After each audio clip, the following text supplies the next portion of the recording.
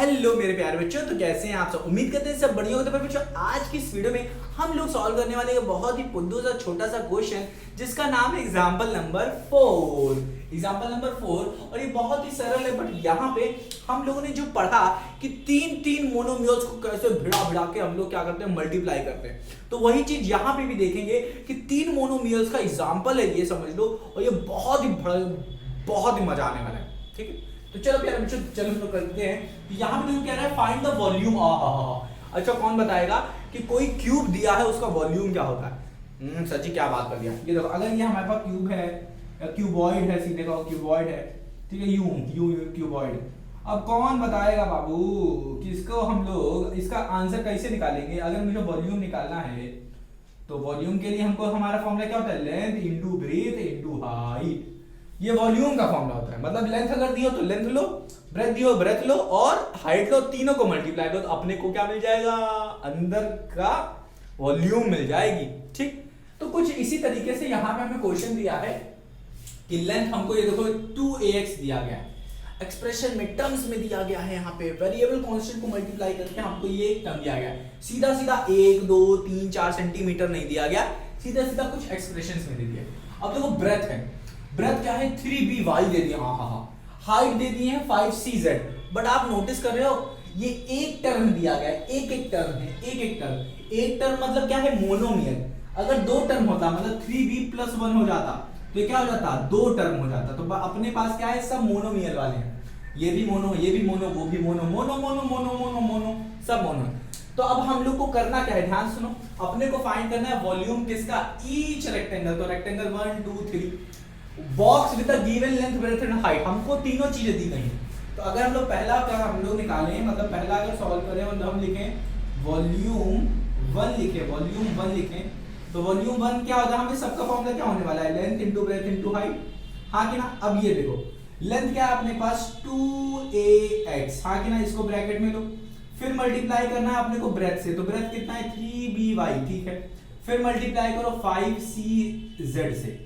अब हमने क्या बताया था आपको, मैंने बताया था जब भी आप लोग एक्सप्रेशन टर्म्स इन सबको मल्टीप्लाई कर रहे होते हो, इस तरीके से आप मल्टीप्लाई कर रहे होते, जहां पे आपने को बहुत सारे वेरिएबल्स दिए गए होते, तो क्या करना क्या रहता है, कुछ नहीं, हर टर्म्स का या फिर एक्सप्रेशन कह लो, टर्म्स हो, हर टर्म्स का आपको पहला क्या करना है, इन सबके कोफिशिएंट मतलब न्यूमेरिकल वैल्यूज जो हैं उनको क्या करना है, उनको पहले मल्टीप्लाई कर लेना। ठीक है, तो पहले हम लोग को क्या करना है, पहले लेंगे 2, इसका 2 हो गया, इसका 3 हो गया कोफिशिएंट, और इसका हो गया 5 हो गया। हाँ कि ना, ये हम लोग पहले मल्टीप्लाई कर लेंगे। फिर जो भी कुछ बचा है उसको क्या करना है, साइड में लिख देना है मल्टीप्लाई करके। तो ax इंटू by, बहुत सही, फिर इंटू cz करेंगे। तो हमने क्या किया, इन सबको मल्टीप्लाई किया करके, देखो 3 5 15, 15 इंटू 2 30। तो ऑर्डर मैटर नहीं करता है मल्टीप्लिकेशन। अब देखो हम सीधे डायरेक्ट लिखेंगे। यहाँ पे a है, कहीं और a है, कहीं और a है, नहीं है, तो हम लोग सीधे लिख देंगे यहाँ पे a लिख देंगे। फिर है x, कहीं और x है, नहीं है, तो हम लोग लिख देंगे यहाँ पे सीधे x। यहाँ पे है b, कहीं और b है नहीं, तो यहाँ पे x था, फिर आ गया हमारा b आ गया। फिर हमारे पास क्या हुआ, यहाँ y है, y कहीं है, नहीं है, तो वहां पे y लिख देंगे। फिर यहाँ पे c कहीं है, नहीं है, फिर यहाँ पे z नहीं है। तो हम लोगों ने ये आ जाएगा अपना एकदम करेक्ट आंसर आ गया। अब इसको हम लोग इस तरीके से कुछ अच्छा दिखे, मतलब a है तो b और c साथ में हो, तो हम लोग लिख देते हैं 30abc, फिर xyz, इस तरीके से थोड़ा अच्छा दिखाने के लिए हम लोगों ने लिख दिया इसका आंसर। ये आ गया अपना वॉल्यूम 1 आ गया अपने पास। ठीक है ना। इसी तरीके से हम लोग इसको और इसको भी सॉल्व करेंगे। तो उम्मीद करता हूँ यार बच्चों आपको आ गया होगा क्या दिखाया मैंने यहाँ पे, किस तरीके से सॉल्व किया। तो इसको हम लोग रब करते हैं। अब हम लोग सॉल्यूम करते हैं वॉल्यूम 2 सेकंड का v2 सॉल्व करते हैं। v2 कैसे होने वाला है, length into breadth into height करके ही होगा। तो लेंथ अपने पास कितनी है, m² n, फिर मल्टीप्लाई है n² p, फिर है p² n। अब सबके पास कोई भी नंबर नहीं है, मतलब नंबर अगर नहीं है तो वहां क्या होगा, 0 नहीं, वहां होगा 1। तो 1 इंटू 1, इसका भी 1 लेंगे, इसका भी 1 लेंगे, इसका भी 1, फिर मल्टीप्लाई कर देंगे अपना क्या है m² n, फिर है अपना इंटू n² p, फिर है p² m। अब अपना जो सेम टर्म है, सेम टर्म, ठीक है। अब मैं इससे थोड़ा और बड़ा कर रहा हूं, सेम टर्म को मल्टीप्लाई करो तो सेम है अपना, ये तो सीधा 1 आ जाएगा, ये वाला 1 हो जाएगा, फिर इंटू करो सेम टर्म, जैसे m स्क्वायर यहाँ पे है तो देखो m स्क्वायर और कहाँ है यहाँ पे, तो आपको क्या है सेम टर्म लिख देना, m स्क्वायर इधर मल्टीप्लाई हुआ, फिर m है तो इधर ले लिए, फिर सेम देखो n है इधर, n है इधर, तो n इंटू n स्क्वायर ये भी कर लिए, ठीक है। फिर देखो सेम टर्म क्या है यहाँ पे, p है, p और p स्क्वायर इधर है, तो p इंटू p स्क्वायर कर दिया।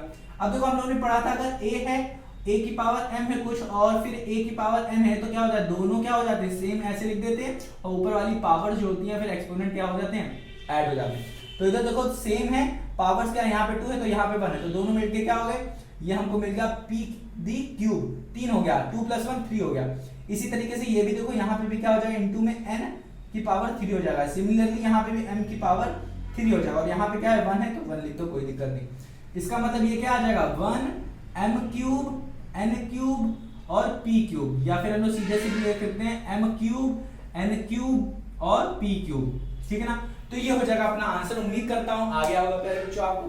तो ये तो बहुत बहुत बहुत बहुत सिंपल करके मैंने आपको बताया, सिंपल तरीका मैंने बताया, बहुत ज्यादा सिंप्लीफाई करके बताया। इसी तरीके से अगर मैं v3 निकालूं, क्या करूं v3 निकालूं, तो क्या करना है अपने को क्या करने का, अपने को कुछ भी नहीं करने का, सीधे को उठाना, जो अपने को सामने दिया रहता ना उनको पुट करने का, पुट करने का मतलब लेंथ को लेंथ में डालने का, मतलब 2a 2q इधर आने का, ब्रेक इधर है तो 4p स्क्वायर इधर और 8 है इधर, तो 8 को 8q और क्यूब लिखने का, फिर जो नंबर होती उसको सीधे लेके यहीं पे लेके आके पटक दिया, ठीक है। फिर अपने को क्या दिया है, हमें अपने पास q दिया है, p दिया है और अपने फिर से q दिया है, तो अपने कुछ नहीं करना, लिखना है q, फिर लिखना है p का स्क्वायर, फिर लिखना है q का क्यूब।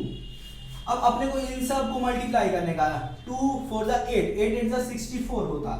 आप लोग को नहीं समझ में आती, हम इतनी तेज कैसे करती, तो आपको टेबल लर्न होती, ओके तब समझ में बहुत अच्छे से आती। अब देखो यहाँ पे q है और कहीं q है यहाँ है q, तो यहाँ पे पावर 1 है, यहाँ पे पावर 3 मल्टीप्लाई में है, तो ये क्या हो जाएंगे ऐड हो जाएंगे, तो ये जाएगा q की पावर 4। अब यहाँ पे p है और कहीं p है नहीं, तो p की पावर 2 ही लिख जाएंगे। तो प्यारे बच्चों उम्मीद करता हूँ कि अब आपको बहुत ही अच्छे तरीके से मल्टीप्लिकेशन आ गया होगा मोनोमियल्स का। तो यहाँ पे देखो एक मोनोमियल ये था, एक ये, इसी तरीके से सब में था 3 मोनोमियल्स को कैसे मल्टीप्लाई करते हैं, वो हम लोगों ने बहुत अच्छे तरीके से एग्जांपल नंबर 4 से बहुत ही अच्छे तरीके से सीख लिया। तो उम्मीद करता हूँ प्यारे बच्चों आपको आया होगा, अगर ना आया हो तो एक बार क्या करो, इसको क्या करो रिवाइज करो, आपको एकदम समझ में आ जाए, इतना सा भी डाउट नहीं रहेगा। तो मिलते हैं प्यारे बच्चों अपने अगले वीडियो में, तब तक ना ख्याल रखना, और कुछ ना समझ में आया करे तो कमेंट कर दिया करो, तो मैं हूं ना आपके पास, समय रहा वक्त रहा तो आपका कमेंट मैं पढ़ूंगा और फिर मैं आपके लिए वीडियो जरूर बनाऊंगा। तो मिलते हैं मेरे नन्हे मुन्ने प्यारे बच्चों अपने अगली वीडियो में, अपना ख्याल रखना और रिवाइज करना मत भूलना। चलते हैं, मिलते हैं अपनी अगली वीडियो में।